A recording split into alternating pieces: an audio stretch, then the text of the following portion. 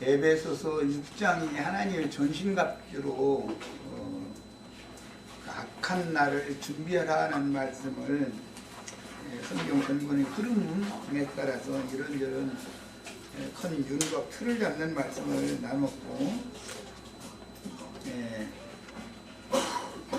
이번에는 6페이지로 가겠습니다. 데살로니가 후서 2장에 보면 불법의 사람, 또 멸망의 아들, 이런 용어가 나왔죠. 이게 다른 데서는 악한 자의 아들이라는 그런 개념이고, 그게 계시록에서는 사탄이 권세를 주어서 보낸 마귀에게 그 권세를 받아서 세상에 보냄을 받아서 나타난 바다에서 올라온 짐승, 땅에서 올라온 짐승으로 이렇게 나타나는 걸로 이제 확정이 됐어요. 그 다음에 데살로니가 후서 3장, 거기를 좀 3장 3절이던가 거기를 다시 읽어보고 오겠습니다.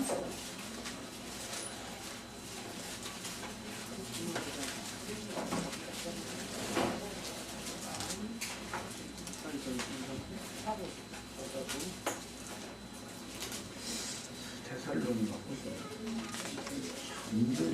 거기 보면 그 악한 자에 대한 얘기가 나오는데, 데살로니가 2장? 아니, 2장은 지금 소개를 했고 3장에도 그 악한 자에 관한 3절이지? 네, 그러네. 자, 거기 읽어보겠습니다. 주는 육수사 너희를 구원하게 하시고 악한 자에게서 지키시리라 그랬어요. 여기 성경에는 이처럼 악한 날이 있고 그 악한 자의 이제 날이라는 개념인데, 우리가 지킴을 받는 것은 악한 자에게도 지킴을 받는 거예요. 악한 자라는 건 마태복음 13장에는 마귀라고 그랬잖아요. 불법의 사람이다. 데살로니가 후서 2장에서 이렇게 표현했고, 멸망의 아들이다 그랬어요. 그게 다니엘의 말한 바 멸망을 가증한 것이란 말이에요. 야, 근데 이제 흔히 말하는 이제 세속교육에서는 적그리스도 그렇게 말하죠. 적그리스도라는 개념이 뭐냐? 그리스도를 대적하는 자다, 그런 뜻이에요. 그러니까 그리스도를 대적하는 자들의 특징이 나타나는 게 뭐냐면 여러 가지로 나타날 수가 있죠. 이런 모양 저런 모양으로. 그런데 뭐 어느 때에는 뭐 불로 뭐 해가면서 뭘 보았느니 뭐 들었느니 뭐 방언하니 뭐 이제 이런 이상한 그런 그게 좀 속된 표현으로 하자면 예수 무당 굳어놓은 짓 하는 사람들 있잖아요. 그렇게 나타날 수도 있어요. 그건 참 무식한 사람들한테는 그게 먹혀 들어가요, 그게. 그런데 원래 이 신앙이라는 것은 그런 표적만 구하는 것은 유대인의 신앙인 것이고, 지식 추구를 하는 사람들이 있어요. 헬라인들은 아주 고상한 지식 추구를 해요. 이 사람들이 특징이 뭐냐, 오늘날 흔히 말하는 원어도 하는 사람들이에요. 이 사람들이 전부 미호형들입니다, 보면. 네, 이런 걸 잘 알고서 명확하게 분별을 해야 돼요. 어떤 말씀을 들을 때는 성경의 흐름을 따라서 성경이 성경을 해석해주는 흐름에 계시록까지 잘 흘러가는지 빠짐없이 이것을 정확하게 알고서 쫓아야지, 그냥 뭐 굉장하다 싶어가지고 그런 사람들 치고 지식이 많으니까 지적인 걸 추구하는 사람들을 미혹하기는 더 쉽단 말이야. 그리고 이제 윤리 도덕적인 걸 추구하기 가르치는 사람들은 고상한 사람 되는 걸 또 말도 또 아주 얼마나 설교를 사람 방 감동 먹혀가면서 그냥 뭐 이게 그런 거 추구하게 만들고, 이건 진리에서 벗어났으면 안 된다 이거예요. 무엇이든지 다 좋은 거예요. 이것도 좋고 저것도 좋고 다 좋은 거지만 분별을 해가면서 들을 수 있어야 된다 이거예요. 누구를 만나면. 그럼 표적을 무조건 누르면 안 되죠. 믿지 않는 자들에게는 하나님이 말씀을 모르고 믿지도 않는데 믿음을 전해주려면 표적이라도 보여서라도 하나님이 친히 전도를 하실 때는 아무도 모르는 사람들한테 표적 구해주셔서 신의 세계라는 게 있구나라는 걸 인식을 시켜야 되니까 그렇게 할 수가 있죠. 그런데 거기에 붙잡히면 안 된다 이거예요. 그리고 또 지식이 없으면 지식은 무조건 나쁜 것이고, 이제 어떤 사람들 보면 그거 생명으로 알아야지, 그 당신 그 지식이야, 이런 사람들이 굉장히 많아요. 남 정리하느라고 그러는 거거든. 그럼 지가 하는 건 뭔데? 저도 그런 지식이 있기 때문에 그 말을 지금 하는 거 아니야. 그럼 지 지식은 되고 남 지식은 안 된다. 그럼 그거 얼마나 황당한 얘기요. 그것도 안 되는 거죠. 그리고 또 고상한 사람 되는 것은 본성이, 그러니까 아니 고상한 사람 되는 건 누구나 추구하는 건데 본성이 다 그건데, 다 좋은 것이지만 무엇에 붙잡히면 하나님의 말씀이 곡해받을 수 있다 이거예요. 무엇에 붙잡히면 안 돼요. 절대로 말하고자 하는 의도를 알아야 된단 말이야. 성경이 말하고자 하는 의도를 이렇게 넓은 마음으로 진리를 추구하는 그런 바른 신앙인들이 다 되셔야 되겠어요. 자, 이제 저기로 갑니다. 6페이지 봅니다. 그러므로 지난 2000여 년 동안 매 시대마다 그 세대를 양육하여 이기는 자들을 추수하기에 필요한 사탄의 은밀한 활동이 있었다. 사탄의 활동이 없으면 이기는 자가 나올 수 있어요? 없어요? 없어요. 그래서 그 사탄의 활동 못하게 만들어버리면 말이요, 얼마나 좋겠어. 미혹당할 일도 없고. 그런데 하나님은 이방인의 때 끝까지 은밀하게 사탄이 활동을 하도록 허용을 하시되 마지막 때에는 아예 공개적으로 활동을 하게 하신다라는 말이란 말이야. 그러나 오는 천년 왕국 기간 동안은 사탄을 천년 동안 무적행에 갖다 가둬버린다고 그랬죠. 활동이, 은밀한 활동이 없으면 이긴 누구와 싸워서 이기고 말고겠어. 나에게 대적하는 자가 없는데 무엇과 싸워 이겨? 그래서 하나님의 이런 경륜을 알아야 되는 거다. 하나님의 행정은 우리는 지금 이렇게 사탄의 은밀한 활동을 하는 것을 허용하신 이런 때 우리를 구원하셔가지고 악한 자와 대적할 수 있는 이런 생명의 능력을 부여하시고 있는 중이란 말이야. 이 악한 자를 대적하려면 하나님이 전신갑주를 다 갖춰 입어야 된다는 거잖아.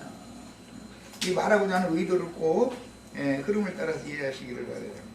그 다음에 사탄의 은밀한 활동이 있었음과 동시에 그 영의 보내심을 받은 증인들의 활동이 동일한 시대에도 활동하였고, 이방인의 때가 종결될 때는 한 시대를 마무리하는 최후의 전쟁이므로 영적 전쟁이 먼저 있어야 그 다음에 세상 나라의 나타나는, 표상으로 나타나는 세상 불바다를 만드는 전쟁이 영적 전쟁 때문에 있는 거예요. 그게 지금 현재 세상이 이렇게 악하게 흘러가는 것도 영의 흐름이 그래서 그런 거예요. 나타난 표상이라는 것은 영의 세계를 반영하는 것이다. 이렇게 이해를 하시면 되겠어요.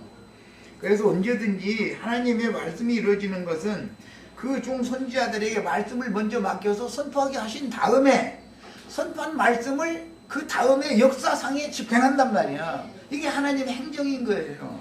이것을 꼭 이해하셔야 되겠어요. 그 다음에 세상 끝의 징조는 동사법에서 추수 때의 징조이며 곧 겨울 추위가 닥칠 것이다 라는 징조인데, 세상 끝이라고 하는 것이 개인적인 끝이 있죠.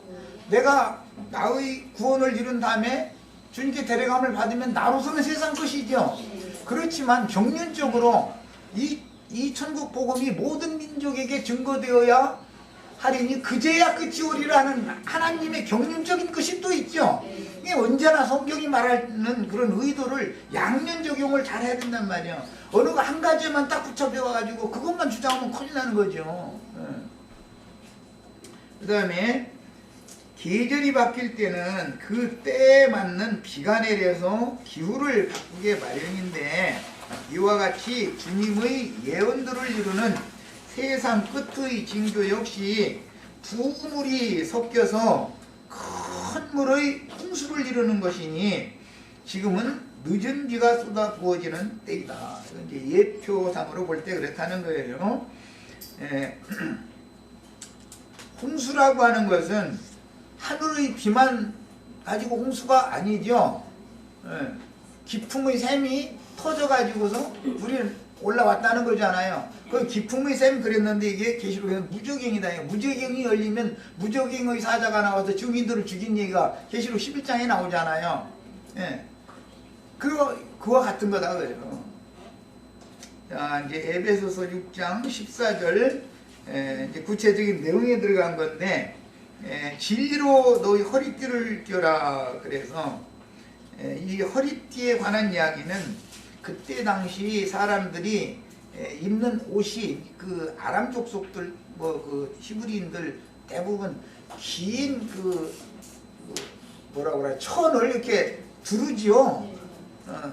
그러고는 허리띠를 이렇게 마무리를 이제 해야 되기 때문에 그런 것에서 이제 생겨난 그 은유적인 표현이에요. 그런데 성경에서 옷을 입고 띠를 띠게 하는 경우는 이제 여러 가지의 내용이 나와요. 어떤 때는 힘, 능력, 권능, 공의, 사랑 등등 문맥에 따라서 띠라는 용어가 사용이 되는 것은 띠를 힘을 비유할 수도 있고 능력을 권능을 비유할 수도 있고 공의의 띠라는 말도 있고 사랑의 띠 이후에 뭐 사랑을 더하라 이는 온전하게 매는 띠라 등 이렇게 띠라는 것은 문맥에 따라서 또 여러 가지가 있기 때문에 이런 문제도 그래요. 마찬가지예요. 성경을 어떤 부분 읽으니까 이거더라 해가지고 확정해가지고 아무 말씀이나 다 갖다 그걸 한 가지만 적용하면 안 맞는다 이거예요. 그게. 그 다음에 이제 띠 자체도 순금띠도 있고 가죽띠도 있고 배실로 만든 띠도 있고 그러죠. 군복으로 사용하는 진리의 띠는 진실함과 충성심을 강조하는 용어로서 이게 이사야서 11장 5절에서는 공의로 그 허리띠를 삼으며 여기에서 인용한 거예요. 그런데 이 공의로라는 말을 바울 사도는 진리로라고 의역을 한 거죠. 말하자면 인용하는 구절을 먼저 알아야 거기에서는 이게 진리의 띠라는 게 사실 알고 보면 공의의 띠를 말하는구나라고 우리 해석이 가능한 거죠. 성경이 성경을 이렇게 자체적으로 해석을 해주니까. 자, 그 다음에 의의 호심경을 붙이고 그랬는데 지난번 번역에는 흉배를 붙이고 그랬죠. 이것은 가슴 부위를 특히 이제 옛날에 이제 전쟁을 하면 활로 먼저 멀리 있을 땐 접전을 직접 육탄전을 하기 전에는 화살을 날리거나 그 물매를 해서 멀리 이렇게 투석기를 사용해서 날리거나 이런 방식으로 했기 때문에 중요한 건 머리 부분, 제일 중요한 건 머리 부분과 가슴 부분을 맞으면 죽는 거잖아요. 즉사하잖아요. 다른 팔이나 다리나 이런 데 맞으면 부상을 입고 치료하면은 시간이 지나면 낫지만 그래서 주로 여기서는 가슴과 폐를 보호하는 그런 역할을 하는 것을 강조점을 두고 있지만 실제로 이제 고대의 역사의 고증을 통해서 이게 전쟁하는 그런 광경을 이거 보면은 긴 이 다리 부분까지도 다 가리는 방패를 하나씩 이게 다 갖고 있고 창이나 칼을 또 한 오른손에 들고 있고 이렇게 한 걸 다 볼 수 있죠. 그런 거 보고 호심경이라고 그렇게 불렀던 거예요. 사실은 이제 전신을 이제 보호해주는 그런 방패지요. 이사야 59장 13절로 18절 인용한 구절 읽겠습니다. 우리가 여호와를 배반하고 속였으며 우리 하나님을 따르는 데서 돌이켜 포악과 폐역을 말하며 거짓말을 마음에 잉태하여 나으니 정의가 뒤로 물리침이 되고 공의가 멀리 섰으며 성실이 머리 엎드러지고 정직이 나타나지 못하는도다. 성실이 없어짐으로 악을 떠나는 자가 탈취를 당하는도다. 오히려 악을 떠나는 사람은 마귀 밥이 돼버려. 이 참 기현상이죠. 세상 나라는 늘 그러잖아요. 정말로 진실하게 살고자 하는 사람은 박해를 당하면서 살게 돼 있어요. 적당하게 세상과 그냥 적당하게 뭔가 이렇게 해야만 살아남게 돼 있는 게 이 세상의 구조거든. 참 그러니까 애매한 상태에서 우리가 사는 거예요. 여기서 이기라 그러니 이게 쉬운 문제가 아니에요. 이게. 그 다음에 여호와께서 이를 살피시고 하나님 다 보고 계신다는 거예요. 그러니까 살피시고 그 정의가 없는 것을 기뻐하지 아니하시고 사람이 없음을 그랬는데 이것은 악을 떠나는 자가 없다. 이제 그 말이에요. 보시고 또 중재자가 없음을 그것은 악이다. 하나님께로 돌아와라 이렇게 하는 사람이 없다는 거예요. 온 세상이 그러니까 지도자가 없으니까 온 세상 사람이 다 이렇게 마귀에게 다 당해버린 거죠. 그 얘기죠. 이것을 이상히 여기셨으므로 자기 팔로 스스로 구원을 베푸시며 자기의 공의를 스스로 의지하사 공의를 갑옷으로 삼으시며 구원을 자기 머리에 써서 투구로 삼으시며 보복을 속옷으로 삼으시고 열심을 겉옷으로 삼으시고 그들의 행위대로 갚으시되 그 원수에게 분노하시며 그 원수에게 보응하시며 섬들에게 보복하실 것이라. 이 말씀을 임의 인용한 거예요. 바울 사도가 에베소 6장에서. 예. 그러니까 원조는 이 말씀인 거예요. 이사야서 59장에서 인용한 거예요.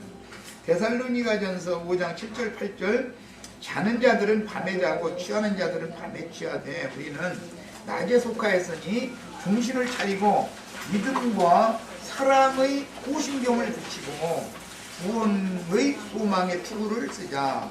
여기에서는 이 호심경을 붙일 때 믿음과 사랑의 호심경이다 이렇게 임의 번역을 또 했죠. 예. 그래서 어떤 원전이 있어도 그것을 문맥에 따라서 어떻게 인용을 하는가를 또 살펴야 돼. 성경이란 늘 성경으로 성경을 해석해야 되는 거예요. 그래야만 오류가 없는 거예요. 말하고자 하는 의도를 놓치면 안 되니까. 예, 성경은 이와 같이 문장에 따라서 구약 말씀을 임의 적용하기도 하므로 문맥의 흐름을 정확하게 파악하여 읽어서 말하고자 하는 의미를 놓치지 말아야 합니다. 이것을 관심을 갖어야 되는데 어떤 한 단어나 한 문장이나 또 뭐 그때 당시는 그 단어나 그 문장이 자기에게 은혜가 되니까 그게 붙잡히지요. 그러다 보면은 만나는 사람마다 그 얘기만 자꾸 하려고 그러는 거예요. 아는 게 그거밖에 없으니까. 이렇게 해가지고는 잘못하면 성경이 말하는 의도에서 벗어날 수가 있다 이거예요. 그런 의도가 아닐 때는 문장을 다 살펴서 해석할 수 있는 폭넓은 사람이 돼야 된다는 거예요. 자, 그 다음에 15절로 갑니다. 평안의 복음이 준비한 것으로 신을 신고, 이 신발을 신겨주는 이야기는 뭐 잘 아시는 것처럼 둘째 아들 돌아왔을 때 그 신을 내다 신겨주라 그랬죠. 이게 이미 아버지는 둘째 아들이 돌아오면은 새 신발 신겨주려고 준비해놓고 있었다는 거잖아요. 신발이라는 건 복음은 준비된 복음이다. 이제 성경 자체가 평안의 복음이 준비한 것으로 신을 신고 이랬어요. 이게 복음의 신이다 그러죠. 뭐 교계에서도 다 해석을 이거는 동일하게 하는데, 구약 시대에는 그 구속사의 비밀에서 어떤 것을 약속을 파기한다든지 그럴 때는 히브리인들은 자기 신발을 벗어서 증명을 삼는 거예요. 이것은 우리나라식으로 하자면 내 손가락에 장을 지져 이렇게 말할 때 그 말은 이건 매우 확정적이다. 이제 이런 것을 주장할 때는 히브리인들은 자기 발에서 신을 벗는 거예요. 신을 벗어서 그걸 증표를 딱 삼는 거예요. 나는 어떤 일에 대해서는 난 무관하다.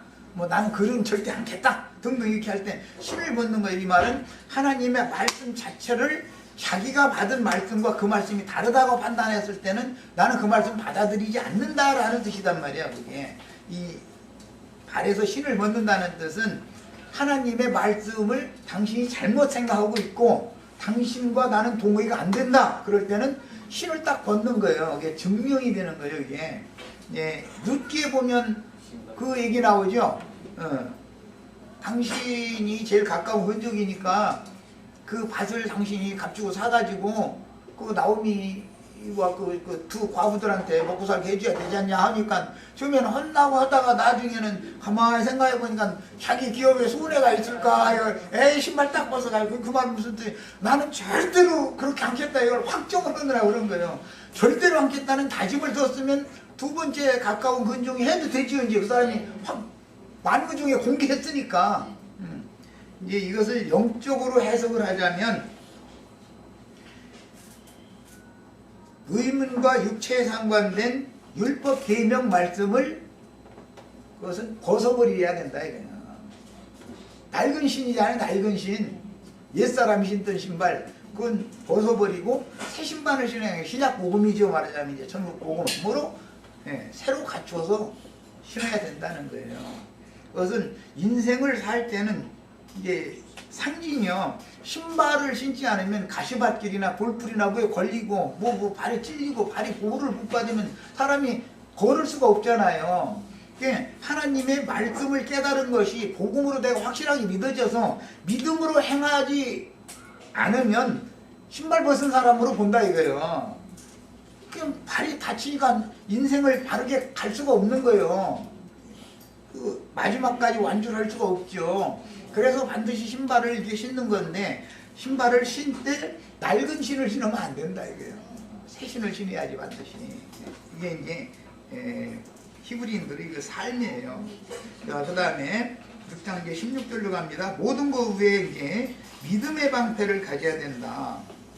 왜 그러느냐? 이로써 등이 악한 자의 모든 화전을 소멸해야 되기 때문에 믿음의 방패를 가져라 그랬어요. 이제 군대에 가보면은 일반적인 비상훈련 이런 때는 단독군장이라는 걸 해요. 그때는 투구를 잘 안 써요. 그냥 그 투수기에 쓰는 그 파이바라고 하는 그 막으로 되어 있는 모자를 쓰지요. 그러나 이제 진짜 비상이 걸렸다든지 훈련에 나간다든지 그때는 투구를 당연히 써야 되는 것이거든요. 그런데 그 철모라고 그래 이제 그거 쓰면 한두 시간은 모르고 뛰어다니다가 나중에 너무 많이 들은 고개가 이렇게 무게에 눌려가지고 목이 견디기가 어려울 정도죠. 이제 그런데 그것은 투구는 각으로 만드는 법이 없어요. 절대로 동그랗게 만들어요. 왜 그래요? 적이 탄환을 쐈을 때 맞으면 빗나가라고 툭 하고 그 쇠붙이에 총탄이 맞으면은 쭉 미끄러져 나가게 하려고 이렇게 둥글게 만드는 거예요. 머리가 둥글어서 그런 게 아니고 머리 모형에도 맞춰야 되지만 적의 탄환을 빗나가게 만들어야 되기 때문에 그렇게 만들어요. 그런 그 고대의 전투에서도 그런 걸 염두에 두고 투구를 쓰고서 전쟁을 해야 된단 말이에요.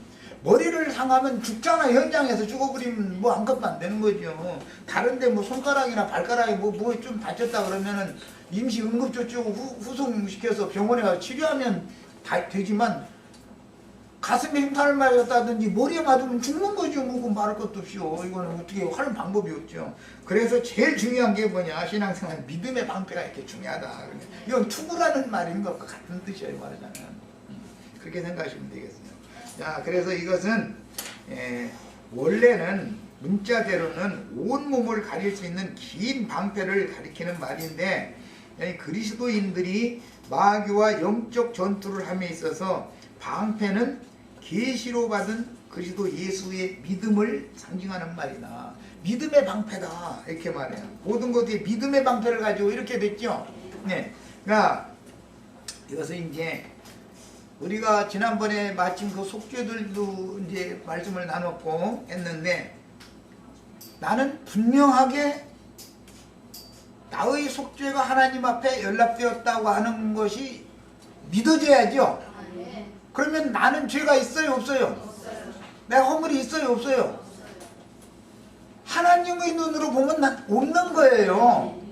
왜? 내 속에는 있지만 하나님이 피로 다 가려버렸기 때문에 하나님이 없다고 하면 없는 거예요. 사람이 있다고 한다고 해서 있는 게 아니에요. 그건 그러니까 이건 이제 믿음이 필요한 거예요. 여기서는. 그런데 이게 안 믿어지면 이거 사람 죽어 이거 억지로 믿으라고 하고 해도 안 믿어지는데 그거 정말 참 곤란한 일이지 이거. 하나님이 네가 분명하게 네가 어떠한 죄인가를 깨닫고 내 앞에 와서 속죄를 하면 나는 너를 용서할 뿐 아니라 다시 네 지난 죄에 대해서는 허물에 대해서는 기억도 하지 않겠다 이 약속이거든. 그게 믿어져야 되는데 자꾸 자기 자신을 바라보는 거예요. 내가 어제도 내 아내를 미워했지. 주여 용서하여 주옵소서. 자꾸 이랬다면 자기를 바라보면 구원을 받을 수 있어요 없어요? 죽는 날까지 그러면 예수 믿은 지 30년 후에 죽으면 그때는 아내 안 미워할 것 같아요? 30년 후에 안 미워할 사람은 자신 있으면 손 들어봐. 그럼 기독교인들이 뭐라고 말을 하겠어요? 예수 믿은 지 30년이나 됐는데 변화된 게 뭐가 있어 이러죠. 변화됐지요. 뭘로 변화됐어요? 믿어진 거예요. 믿어진 거예요. 네. 그리고 나서 변화된 문제는 이 행위의 열매를 지금 이제 본을 보여라 그 말을 하느라고 정지하느라고 말하는 건데, 그것은 자라야 20살 먹은 이상 된 사람 장가가고 시집가서 아들도 낳고 딸도 낳고 그러지, 삐약삐약 하는 애기 보고 열매 안 맺는다고 소리 날마다 질른다 해서 되는 게 아니다 이거예요. 생명이라는 게 태어나면 자라고, 자라면 열매를 맺게 돼 있는 거예요. 어떤 행위이든지 이것은 순서가 있어서 그런 것 뿐이기 때문에 사람이 사람의 눈으로 뭘 보고 사람을 외모로 판단하면 안 된다 이거예요. 그 속에 어떠한 영이 그 사람과 함께하고 있느냐를 보는 눈이 필요한 거죠. 이제 이것은 당연히 시간이 지났으면 옛 버릇을 오늘도 또 하면 그건 말도 안 되는 거예요. 그럴 수도 없는 것이고 생명률이 있는 것이기 때문에 이것은 생명률에 속한 문제예요. 이제 이런 거에 대해서도 이해가 있으셔야 되겠어요. 그래서 그리스도의 믿음은 악한 자의 불화살도 능히 막아낼 수가 있으니 가장 중요한 것은 계시로 주신 믿음은 뭘 믿는 거죠? 하나님의 약속을 믿는 거예요. 야, 하나님의 약속은 바꿔줘요 안 바꿔줘요? 그 약속을 받을 때 믿어줬으면 하나님은 절대 불변이죠. 나의 상태를 보면 왔다리 갔다리 뒤집었죠. 몇 번씩 뒤집죠 하루에도. 그냥 나를 보지 말고 믿어야 된다 이거, 믿어야 된다고요. 이게 이제 그래서 믿음은 선악을 알게 해주는 나무 실과로 상징되는 인간 나라의 윤리 도덕 개념이 정말로 양심을 깨끗하게 해주거나 바르게 해주지를 못하는 것이다라는 것부터 믿어야 된다 이 말이에요. 그건 절대 안 되는 거예요. 혈과 육이라는 것은 근성이 본질이 혈은 혈기를 내게 돼 있어요. 30년 지났는데 아내한테 또 소리 지르더만. 그 사람 보니까 소리 안 지르면 좋죠. 안 질러야 하는 것이고. 그런데 소리 질러야 할 때에 가서 소리 안 지르면 바보죠. 바보가 아니라 세상을 병신이지. 아내가 남편을 우습게 알고 함부로 덤벼. 계속 똑같이 예수 믿으면 30년 지난 아내가 남편한테 막 이렇게 감싸고 덤벼. 그럼 나 같으면 손가락 잘라버려. 가만 안 놔둬. 그런 게 어디가 있어. 하나님이 머리로 세웠는데 할 얘기 있으면 고분고분하게 당신이 이런 점에 있어서 내가 마음을 아프게 한다. 당신 아무 생각도 없이 자꾸 그러는 것 같은데 난 그것이 당신의 말 한마디에 얼마나 깊은 상처를 받는지 아느냐. 이렇게 하면은 권위 있게 이렇게 말 한마디 하면은 깜짝 놀래가지고 숙이죠. 아내는 남편을 그렇게 다스릴 수 있는 생명 능력이 생겨야지 이렇게 해서 되는 게 아니다. 인양한다고 되나 그게? 그거 안 되는 거죠. 이게 무조건 좋은 사람들하고 가르치는 건 복음이 아니다 이거예요. 그 다음에 오직 그리스도의 새 생명으로 거듭나야만 청결하고 선한 양심으로 하나님의 법을 순종할 수 있다는 사실을 분명하게 깨우쳐 주므로 기본적인 것은 자기를 부인하게 만들어주는 것이 제일 중요하다. 내가 뭘 어떻게 하면 좋은 사람 될 거라고 생각하는 이렇게 가르치는 게 이게 마비 장난이다 이거예요. 되지도 않는 짓인데 그렇게 가르치는 사람 자기도 못하면서 남만 정지하는 거 아니야. 되겠어요. 그 다음에 예수 그리스도께서 이미 이루어 놓은 구속이 믿어지는 믿음이 없으면 육신에 있는 옛사람의 생명이 되어서 굳어버린 자연인의 양심의 법이나 의문의 율법에 따라 육신의 행위들에 대하여 끊임없는 참수를 받을 수밖에 없지만 복음이 영으로 깨달아져서 마음에 확고하게 믿어지면 사탄의 참수들인 원수의 화전을 얼마든지 무용지물이 되게 만들 수가 있는 것이다. 믿으면 하나님이 나를 의롭다 하신 확실한 성령의 인침이 나에게 확실하게 있으면 누가 나를 정죄해도 그게 무용지물이죠. 그건 사람의 일이지. 하나님께서 나를 이렇다 하셨는데 누가 언제 이렇게 말하면 사람 나 철판 깔게 만드네. 그래서 나는 철판 두껍게 깔으라. 나 이렇게 가르쳐. 그래서 원수의 화전이 무효되게 만들어라 이거요. 이미 구속을 이루셨고 구원을 이루어주시는 분이 내 생명이 되었다는 사실로 인한 성령의 인침을 받은 믿음을 더욱 견고하게 해주심으로 설사 믿은 날 이후로 넘어진 경우라도, 성경에는 하나님의 의인은 7번 넘어지다가 8번째 일어난다 했어요. 한 번도 안 넘어진다 했어요. 넘어지는 건 마지막 한 번 넘어지는 건 7번인데 일어나는 건 마지막 한 번이요. 최후 승리자가 이기는 거예요, 결국은. 성경 이야기를 잘 하셔야 돼. 함부로 이런 진리를 모르면 남편이 아내 정죄하고 아내가 남편 정죄하고 가정이 편할 날이 없을 수도 있는 거예요. 왜? 신앙교육을 잘못 받아서 그런 거예요. 그건 세상 사람의 사고잖아. 외모로 자꾸 상대방을 보기 때문에 그런 거예요. 그게 뭐예요? 선악을 알게 하는 나무 실과를 먹고 나니까 눈이 떠져가지고 아내 거기 보이고 아내는 남편 거기 보이고 뭐 그때 다 보였다는 거 아니에요. 그러니까 이거 안 되겠다 하고 이거 가리자고서는 무화과나무 이파리로 치마 만들어서 가렸다는 거잖아. 그게 뭐예요? 양심의 참수가 그때 들어온다는 거잖아요. 선악을 아는 지식이 주어지면 그 말이잖아요. 그래서 그것은 생명이 되는 것이 아니고 그것은 생명이신 그리스도를 영접하게 만드는, 나는 위선자고 이렇게 내 손으로 이렇게 가려도 되지도 않는 짓을 지금 하고 있습니다. 지금 날 불쌍히 여기서. 그래서 메시아를, 그리스도를 영접하게 하는 매개체 역할을 하게 하려고 때가 돼서 복음이 전파되면 깨닫고 돌이키게 하려고 그걸 먼저 먹게 한 것이지, 그것이 생명이 되는 것은 아니잖아. 이런 것을 잘 이해를 하셔야 되겠어요. 그 다음에 설사 믿은 날 이후로 넘어진 경우라도 언약을 굳게 붙잡고 다시 일어설 수가 있지만, 믿음이 견고한 사람을 말이에요. 인침을 받은 사실이 너무 확실한 사람이어야 된다 이 말을 지금 하는 거예요. 그런 경우에는 넘어졌을 때라도 일어날 수가 있어요. 하나님이 일부러 넘어뜨리기도 하는 거예요. 하나님이 일부러 자긍심을 더 이상 갖지 못하게 만들어요. 교만해지지 못하게 하려고 자기가 믿은 날 이후로 자신 있다고 생각하는 것은 그것 때문에 넘어지게 만들어서 넘어져 봐야 돼. 그러면 아야 소리도 못해. 그야말로 주님께서 늘 지켜봐 주시고 이게 보호하시고 계시다가 얘가 이게 좀 한 번 더 맛 좀 봐라 이놈아. 우선 고개를 살짝 돌리면 사람이 돌변해가지고 엉뚱한 생각이 들어가지고서 사람을 엉뚱하게 만들 수 있어. 그게 뭐냐? 하나님이 그를 온전한 사람으로 세우기 위해서 쓰러뜨려야 될 필요가 있어서 넘어뜨린 거예요. 다 넘어지고 일어나고 하는 것이 누구 손에 달린 거예요? 그 영혼의 주인 손에 달려있는 거예요. 그게 이런 것을 아셔야 돼.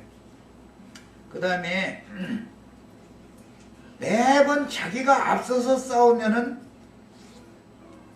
해야지요. 매번. 그것도 한 번, 두 번이지. 심지어는 아내까지 속여야 되고 이제 남편까지 속여야 될 경우도 생기죠.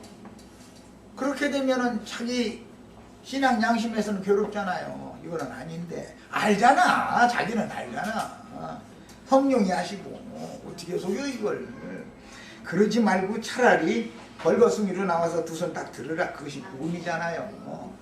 그렇게 위선자 노릇하지 말고 네 있는 그 모습 그대로를 가지고 손들어. 그럼 내가 너 용서해 줄게. 그리고 너 지난날 그렇게 한 거에 대해서 나 기억도 안 할 테니까 그 대신 전제 조건이 있어. 앞으로 가서는 그 짓 또는 하지 마. 이 약속 딱 다짐 받고 나서는 손들면 용서해 준다는 거예요. 이게 복음이에요. 괜히 위선자 자꾸 되려고 하시지 마세요. 자, 이제 빌립보서 4장 6절로 7절 이걸 일부러 내가 이제 성경을 신약 성경을 인용해 드린 것은 믿음의 방패라는 게 얼마나 중요한가 이것을 이해시키려고 이 구절을 인용해 드렸어요.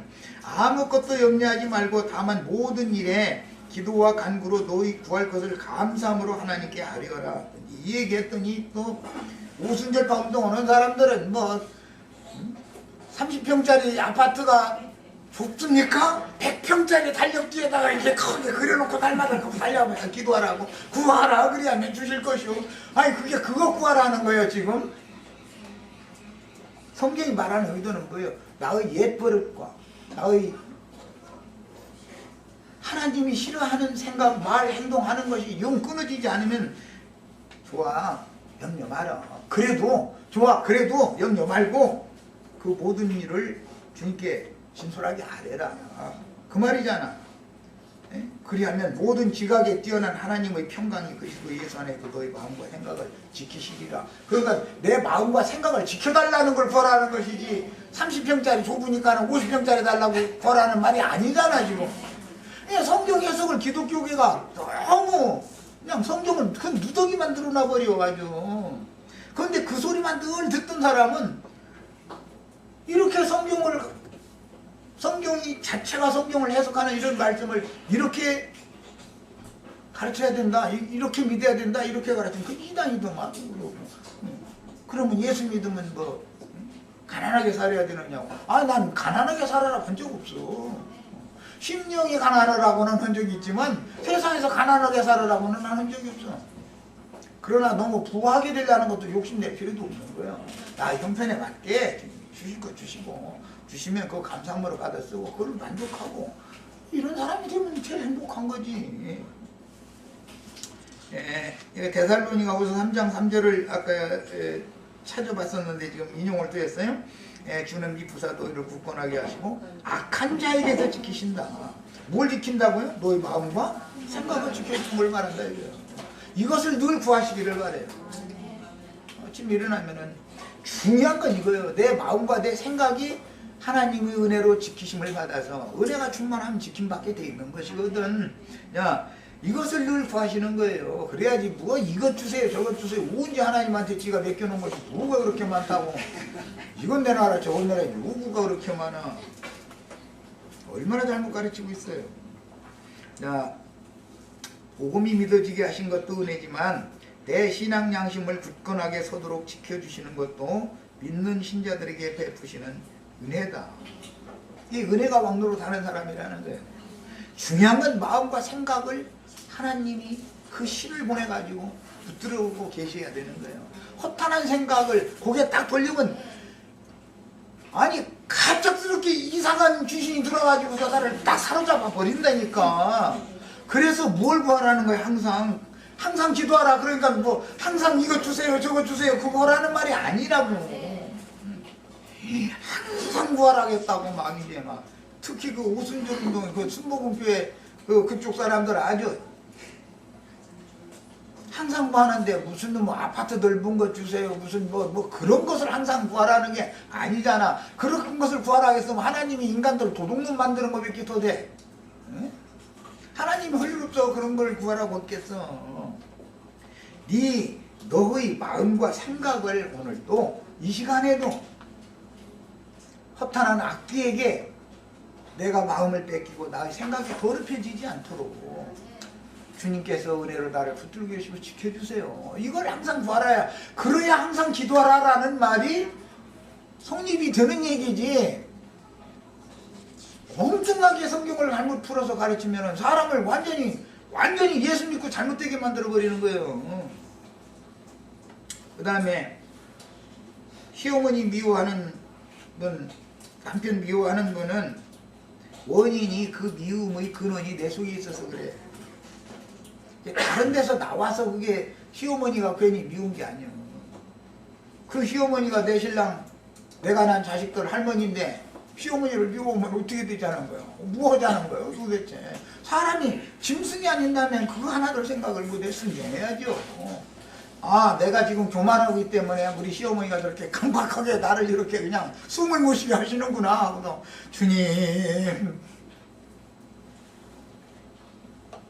내 마음과 내 생각을 주님 지켜주세요.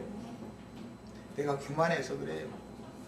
얼마나 교만하면 우리 시어머니가 이웃집 새댁한테는 그렇게 잘해주시면서 자기 손자 나한테는 왜 이러시는지 모르겠어요. 왜 그러시면 교만한 거 꺾으려고 그러시는 거예요. 시어머니를 몽둥이로 쓰는 거지. 이렇게 받아들여야 된다 이거예요. 그 다음에 사탄의 참소인 원수의 화전을 능히 감당하고 이길 수 있는 내 영혼의 보호를 위한 무기는 믿음의 방패이며 참소를 받지 말아야 된다 이제 이 말이에요. 믿음의 방패라는 건 믿음의 방패가 튼튼하면 나를 바라보던 습관을 버리고 오직 주님만을 바라보게 되므로 그런 상황에서도 주님만 바라보면 주님이 해결하실 수 있죠.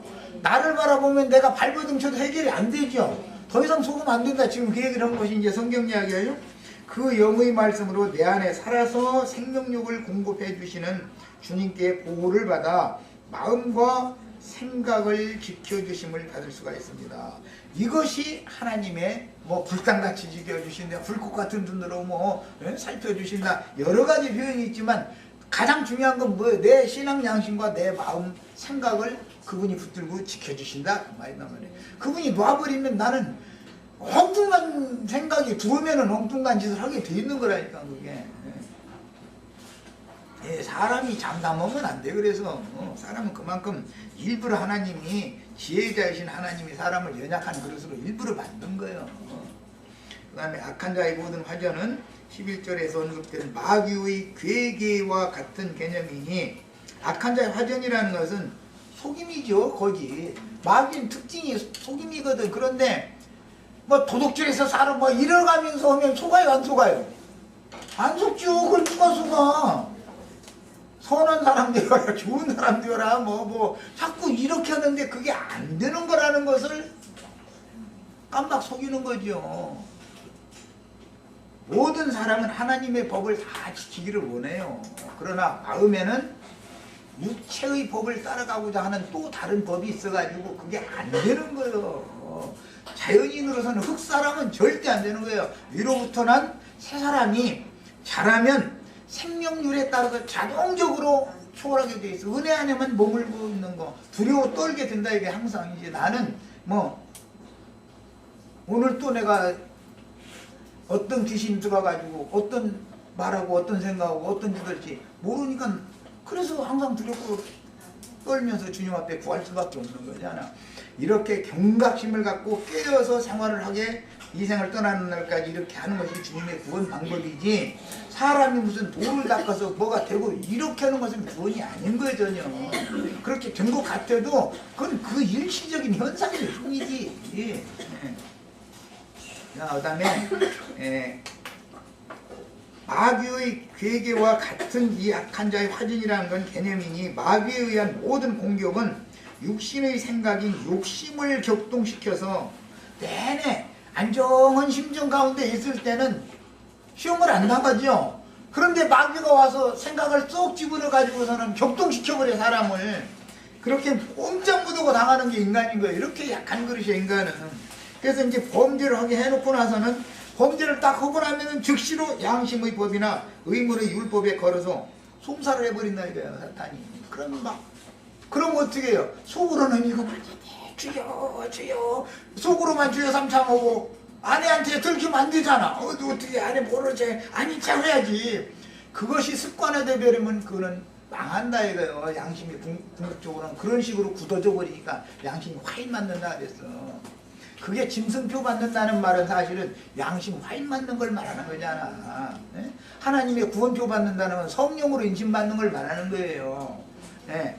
그러니까 두 표가 있잖아요. 구원의 표도 있고 짐승의 표라는 것도 있어요. 어떤 표라는 것은 어떤 영에 의해서 인침받는 것을 말하는 거예요. 사탄의 화전에 심장을 맞거나 머리에 맞아서 중상을 당하면 죽을 수밖에 없으며 다른 지체 중에 어떤 게 손발이나 뭐 어떤 그런 손발이나 어떤 것이 뭐 중요하지 않다라는 말이 아니라 그런 그 외부 지체에 맞았을 때도 화전에는 반드시 동물을 바른 후에 쓰는 거예요. 옛날에도 그랬어요. 그 화살 촉에다가 독을 묻혀요. 독을. 화살을 어디에 맞으면은 그 온 몸에 독이 퍼져 가지고서 죽게 만들어야 되니까 그렇게 했던 거예요. 그래서 마귀가 사용하는 화전이라고 하는 마귀의 악한 자의 영을 사람에게 세뇌시킬 때는 거기에는 독이 묻어 있다 이거예요. 뱀의 독이. 그래서 그것을 한번 받아들이면 육신의 생각이라는 거, 육체의 욕심을 격동시키는 마귀의 생각을 내가 한번 받아들이면 독이 있어가지고 온몸에 퍼져서 이게 치료하는 데는 긴 시간이 걸리는 거예요. 그게 빠른 시일 내에 치료를 다 해버려야지. 그 다리를 뭐 잘라내든지 도려내든지 막 해가지고 온몸에 퍼지지 않게 해야죠. 그런데 그런 의사를 만나지 못하면 죽는 거지 뭐 그게. 살아도 병신되는 거죠. 결국 독이 온몸에 퍼져버리기 때문에. 이것은 영의 세계에서도 똑같다는 거예요.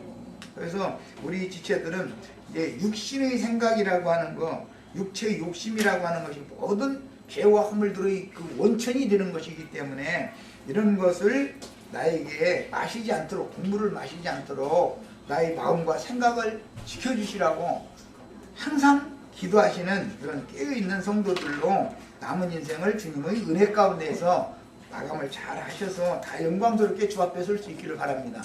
여기까지 마칩니다.